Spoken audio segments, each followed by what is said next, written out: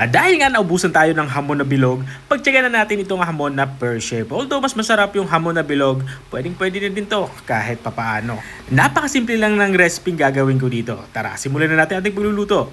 Itong ating pear shape na nabiling hamon ay babalatan lang natin to katulad ng aking ginagawa. Tanggalin natin itong nakabalot na plastic. At once natanggalan natin yung plastic, ilagay na natin dito sa ating malinis na kawali. Unang ilalagay natin dito itong ating pineapple syrup na nanggagaling dito sa ating pineapple slices. Maglalagay din tayo dito ng pineapple juice. 320 ml na pineapple juice yung aking inilalagay dito. Inubos ko na to. At once mailagay na natin yung ating pineapple juice, maglalagay na din tayo dito ng Coca-Cola.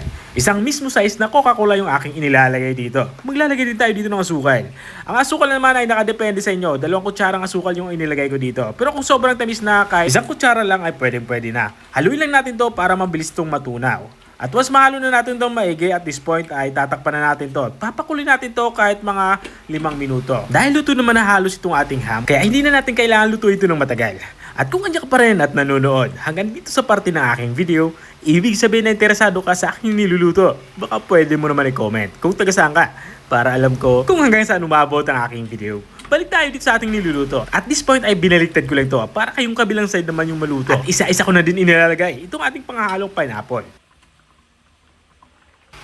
At tatakpan nga natin to at papakuloy natin to kahit mga 3 minuto pa. Maluto lang yung kabilang side. At makalipas nga ng 3 minuto ay binuksan ko na to. At this point ay halos mag-caramelize na yung ating sabaw. Pero hindi pa tayo tapos sa ating pagluluto. Ang gagawin ko lang ay hahanguin ko lang itong ating niluluto nga. Itatabi natin to at papalamigin. At itong ating mga pineapple o pinya ay isa-isa din natin hahanguin.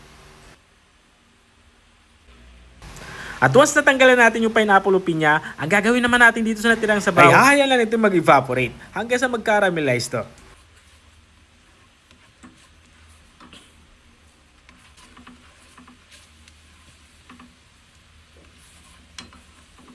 At once ma-achieve na natin yung ganito kalapot na sauce o sabaw, ay pwede na to. Ang gagawin na natin dito ay itatoppings lang natin to dito sa ating na-slice na ham. O diba? Napakasimple lang ng recipe to at napakadali lang gawin. Bukod sa napakadaling gawin, kukunti lang yung ingredients mong gagamitin. Kaya afford mo talaga yung ganito luto sa ham. At once nalagay mo na ito ng sauce, ay pwede mo na itong i-serve at pagsaluhan ng pamilya. Ito na nga yung ating glazed ham. Kung nakarating ka nga hanggang dito sa dulo ng aking video, maraming salamat sa panunood. At kung gusto naman yung bago natin ang recipe yung binahagi, baka pwede mo naman ito i-share. O siya, hanggang dito na ako.